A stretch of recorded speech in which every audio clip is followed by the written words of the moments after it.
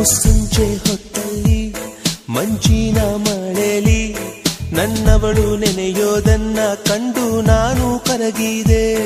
ಅವಳಂದ ಚಂದವ ಒಂದಾಗಿ ಸೇರಿಸಿ ನನ್ನೆದೆಯ ಗೂಡಲಿ ಗುಬ್ಬಿ ಹಾಗೆ ಬಚ್ಚಿಟ್ಟುಕೊಂಡೆ. ಮಳೆ ನಿಂತೋದ ಪರಿವೇ ಇಲ್ಲ, ಅಲ್ಲಿ ಏನಾಯ್ತೋ ಅರಿವೇ ಇಲ್ಲ.